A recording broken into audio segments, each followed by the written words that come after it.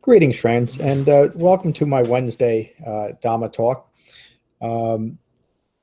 This recording of this is available on my website and on my YouTube channel, and an audio-only recording is on my podcast. All those are available through my website. And this talk is it follows an article that I published a few weeks ago called "Modern Buddhism: A Thicket of Views." And it's kind of the focus right now of what I'm teaching. I always teach the Dhamma as it is found in the Pali Canon, but also I'm finding it more and more important to try to untangle that thicket of views that modern Buddhism has become, and to try to diminish, at least, I know I can't eliminate it completely, all the confusion in modern Buddhism. These incredibly important, probably the most important teachings that humanity has ever been given, has become so distorted, so confusing that it's almost impossible to make heads or tails of it. And the result of that confusion is usually trying to find some type of common ground between all the different modern Buddhist practices out there. Most of them from the Mahayana school, but that's just because that's the prevalent form of Buddhism, this Protestant form that has very little to do with what the Buddha actually taught. And again, I always have to qualify that. I'm not trying to denigrate any other teaching, just to bring some clarity. I know that I struggled for many, many years in the different modern Buddhist schools, just trying to make sense of all these different goals and purposes, or lack of any purpose at all. And it just left me very confusing. And it wasn't until I finally studied what the Buddha actually taught in the Pali Canon that it started to make sense, and that it became useful and highly effective in developing what the Buddha taught as his goal, to recognizing suffering, understanding it, and understanding and eliminating my own individual contributions to confusion, deluded thinking, and suffering. So this article, Paradox in the Dhamma, it's on the website. All of these articles and talks are based on a sutta that I have put on the website and commented on in relation to maintaining authenticity between the sutta itself and what the Buddha taught for 45 years, which is understanding and developing the Four Noble Truths. So this is a talk in an article about the paradoxes that have arisen due to the changing intent of Dhamma practice. Often modern Buddhism is presented as a religion that is prone to confusion and failure with very conflicting goals. This is a quote from a recently deceased, internationally recognized Buddhist teacher. Thus we arrive at the paradoxical truth of the Buddha way. The only possible free choice we can make is to choose to work for the freedom of all humankind, indeed of all sentient beings. Failure may be inevitable, but recognizing that is the first step in becoming free. So this obviously got my attention. Can you imagine the Buddha teaching, standing up in front of a large group of people, or one-on-one with an individual, saying that what I'm going to teach you is likely to fail, that failure is inevitable, but recognizing that failure in this practice is inevitable is the first step. Can you imagine anyone wanting to follow that? I certainly wouldn't. But again, in very subtle ways, much of modern Buddhism is presented that way. Often the qualification is that it's so difficult and so complicated that it takes endless lifetimes to develop, that it's an unachievable goal. And of course, that's all part of Mahayana Buddhism, and it's not something that the Buddha taught. Let me continue with the article. As pointed out by this teacher, the Bodhisattva ideal is a significant paradoxical doctrine of modern Buddhism. This altruistic but confused and paradoxical notion states that it is the highest form of Buddhist practice to delay individual awakening, in other words, to delay your own, until all beings are awakened, or to seek awakening for the sole benefit of all sentient beings. This is often presented as an unattainable goal, as unawakened beings are endless, and that is predetermined to failure. It also confuses the individual process of directly self-awakening. When the Buddha described himself, he always consistently described himself as the rightly self-awakened one. In other words, it was up to him to awaken, and he taught a way for all of us to awaken if we engage in the practice. Awakening isn't something that's bestowed on us or given to us because we've done enough prostrations or chants or meditated long and hard enough. It's by developing the Eightfold Path that we rightly gain self-awakening. Engaging in the Dhamma and taking true refuge in the Dhamma does not begin with recognizing the paradox of attempting to save all sentient beings, but with the realistic and achievable goal of individual awakening. Again, that's what the Buddha taught. Engaging in the Dhamma begins to disentangle one from the difficulties and distractions of self-identity reinforced by constant social interaction. And that's another aspect of the Dhamma, this whole idea of engaged Buddhism, that our practice should be focused outward, or at least to a great extent focused outward in altruistic acts and causes that are often themselves have a lot of eye-making in those causes. And that's not to say we shouldn't be concerned about what's happening in the world today, but if we truly are concerned about the state of the world and where we're going as a society, the most loving thing we can do for ourselves and for all sentient beings is to first take to the Dhamma and awaken.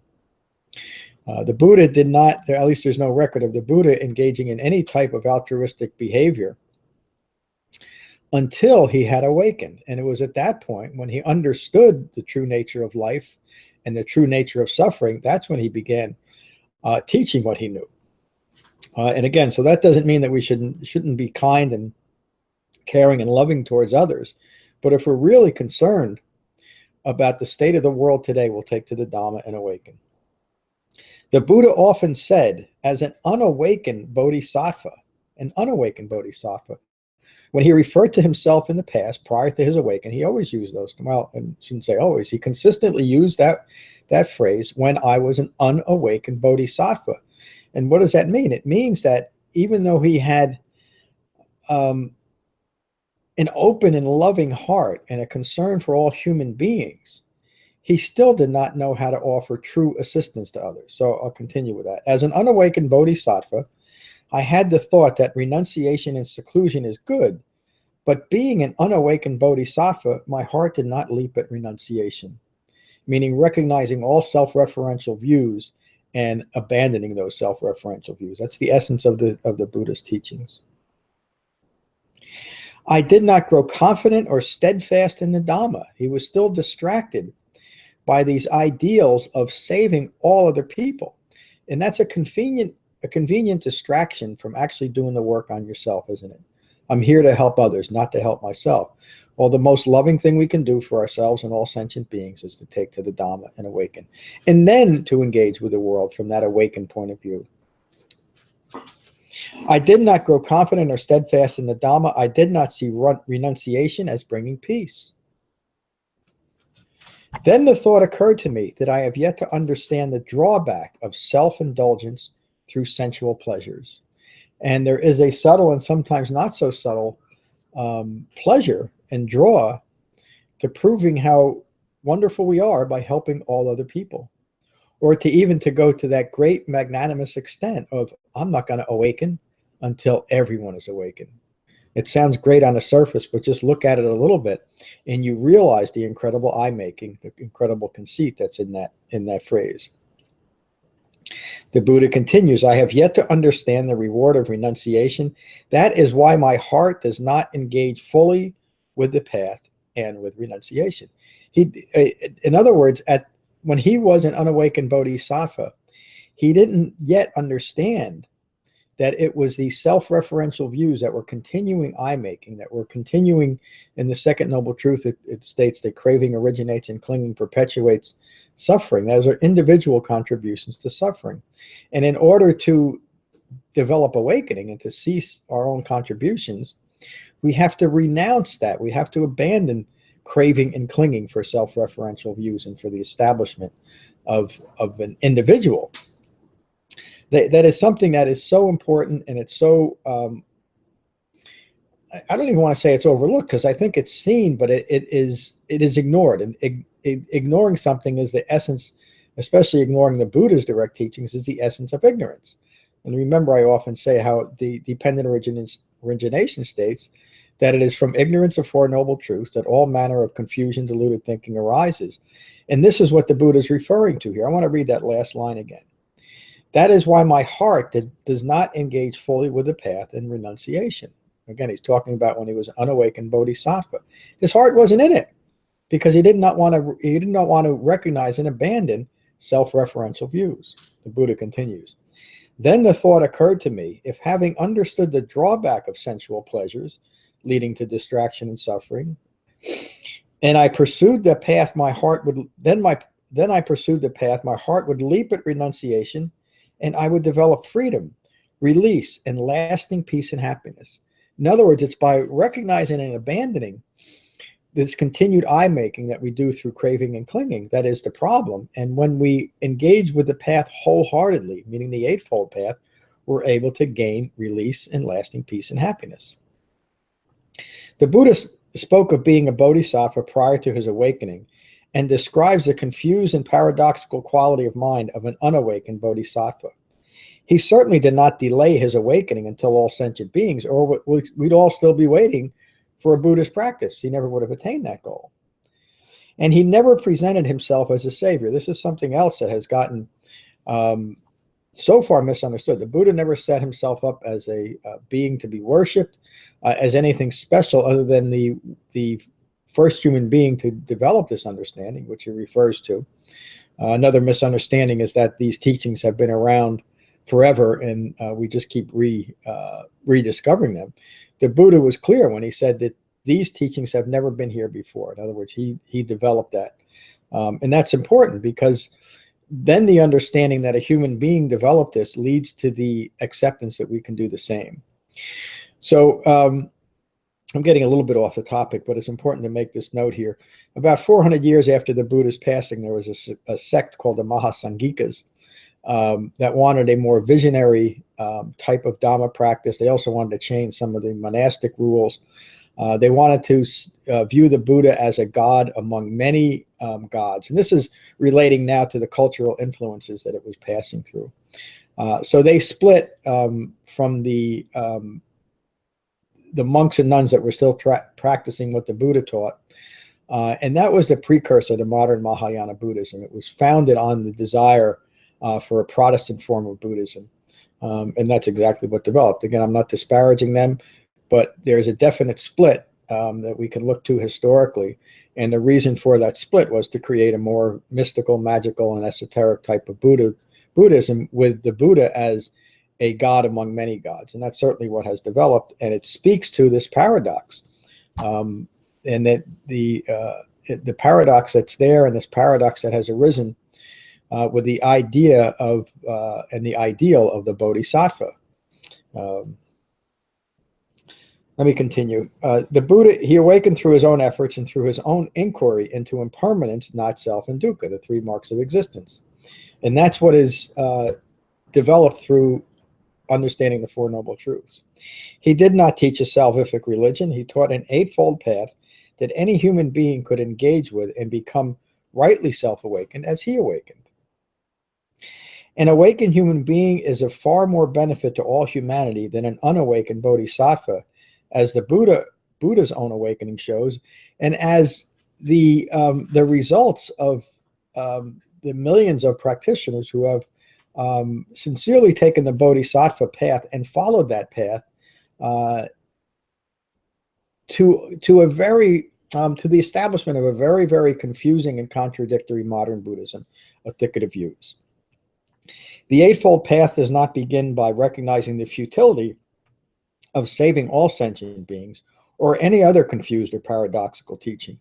The Eightfold Path, presents the real possibility to awaken by taking responsibility for what one is responsible for and can realistically achieve. In other words, the Buddha never taught anything that a human being could not individually develop. It's not based on gaining some type of merit or doing an endless number of rituals.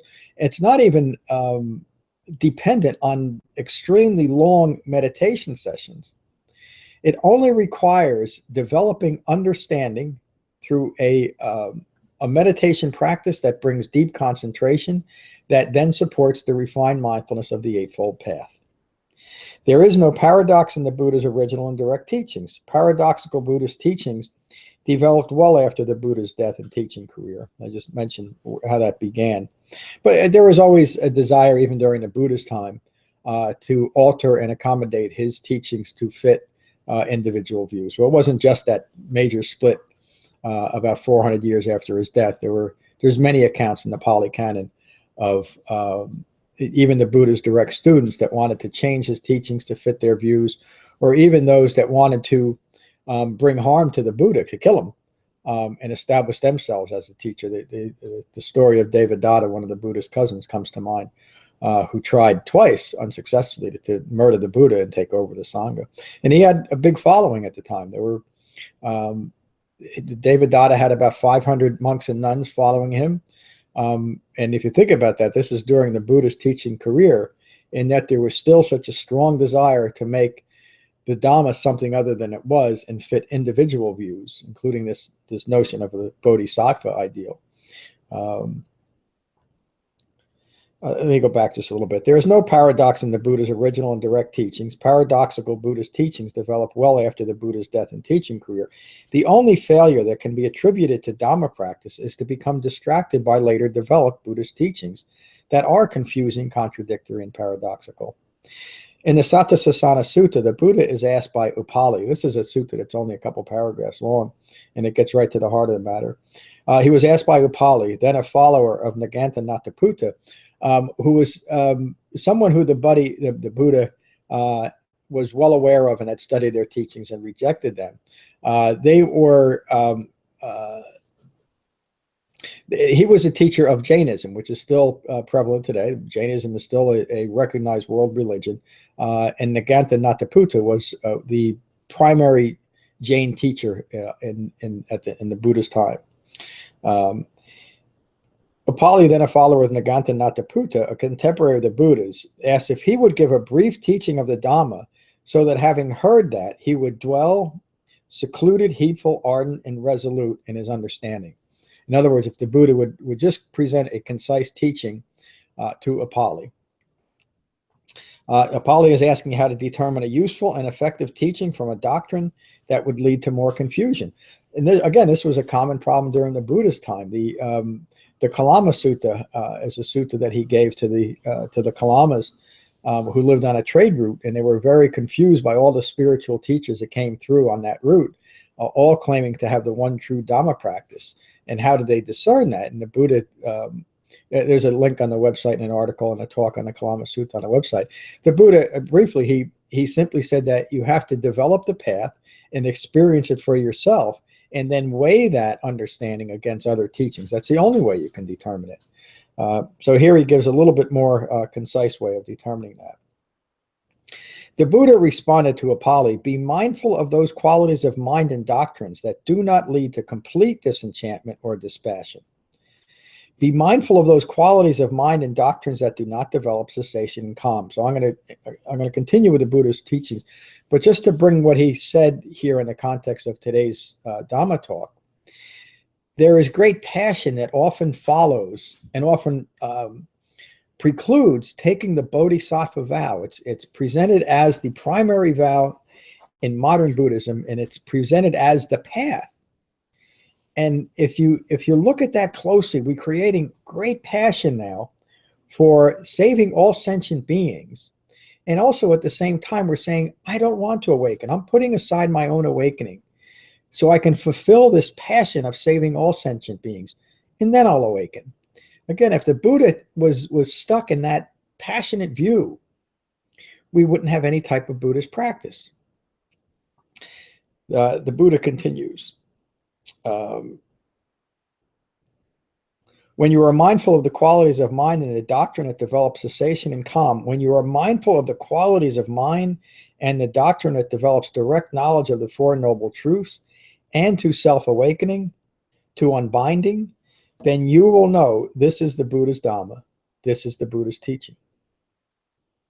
So again, the Buddha often used the word ehipassiko, coming see for yourself. But he said that after explaining the Dhamma. So ehipassiko means once you develop the Dhamma, you will see for yourself if it's useful. Upali would become a monk in the Buddhist Sangha and awaken as a result of direct knowledge gained through wholehearted engagement with the Eightfold Path. Having understood the importance of discerning the Buddha's teachings and a useful method of distinguishing the Dhamma from other dharmas, he would become an arahant, an awakened human being. At the first Buddhist council, shortly after the Buddha's death, Upali, along with Ananda, would recall and recite the Buddha's teachings. Ananda would report the suttas or the doctrine, and Upali would recite the Vinaya, or the monastic discipline. And you can see the importance of that encounter with Upali and how that pithy teaching directed Upali towards awakening in a very simple and direct way. The First Noble Truth describes the truth of suffering, which includes confusion and seeming paradox in the impermanent phenomenal world. Confusing and paradoxical dharmas arise by adapting and accommodating the Buddha's direct teachings to fit a confused and paradoxical doctrine. This confused doctrine is often then used to continue to establish a self-referential view and a self-referential view of Buddhism, or a self-referential Buddhism, a Buddhist practice that only continues the self-referential I-making views, which is completely contradictory to what the Buddha was teaching. So this was understandable how this developed, as it was the initial confusion and seeming paradox of the world and the unsatisfactory nature of human life that caused Siddhartha Gautama to leave his life of luxury and spend 6 arduous years seeking understanding. Many of the spiritual practices he mastered during those 6 years he rejected precisely because they were confusing and paradoxical and did not lead to the goal. The Buddha awakened to the cause of all human unsatisfactoriness, ignorance. This is a very specific ignorance. Dependent origination teaches very clearly that from ignorance of Four Noble Truths through 12 observable causative links, the unsatisfactory nature follows, dukkha follows, or dukkha occurs. He presented this first teaching as the Four Noble Truths. He would spend the next 45 years teaching always in the context of developing understanding of these truths. Developing the Buddha's Eightfold Path does take right effort. A consistent shamatha vipassana meditation practice developed within the framework of the Eightfold Path brings lasting peace and happiness. Engaging wholeheartedly with the Eightfold Path does not begin with acknowledging the confusing and paradoxical nature of the Dharma, of all the modern Dharmas, but the understanding that through direct inquiry, through the original teachings of the Buddha, that will bring understanding and release. If a teaching presented as Buddhism seems confusing or paradoxical, the lesson that the Buddha presented to Upali is useful. Does the teaching hold the possibility of developing understanding of the Four Noble Truths? Of course, it has to include the Four Noble Truths to develop understanding of that. Will it develop cessation of self-referential views, or does it further establish self-referential views? Is there more I-making in that, and whatever that so-called Dharma practice is? Remember that every teaching the Buddha presented was to develop understanding of the generally unsatisfactory nature of life that is caused by craving to continue and establish an ego personality and clinging to objects, events, views, and ideas that maintain the confusion and paradoxical nature of an ego self. Every teaching the Buddha presented was presented in the context of Four Noble Truths. And he often stated that I teach understanding suffering and the cessation of suffering, nothing more. That's from the Samyutta Nikaya 2245, if you want to look it up. I see that there's one viewer. We had 2. Whoever that is, welcome. I'm I'm learning this platform a little more, and shortly I'll have the ability to interact more directly with the viewers. I think that's it. If you want to contact me, please send me an email through my website. And if you're interested in spending a retreat where we are more or less immersed in these Buddhist teachings, the next retreat is in May, linked on my website also. And we will develop an understanding of the Buddha's first three teachings. These are called the cardinal discourses of the Buddha, and then get a little bit more deeper into the wildly misunderstood notion of emptiness. We'll spend some time on the retreat understanding what the Buddha really meant by emptiness. So thank you for joining today. I hope you found some benefit from this talk. Peace.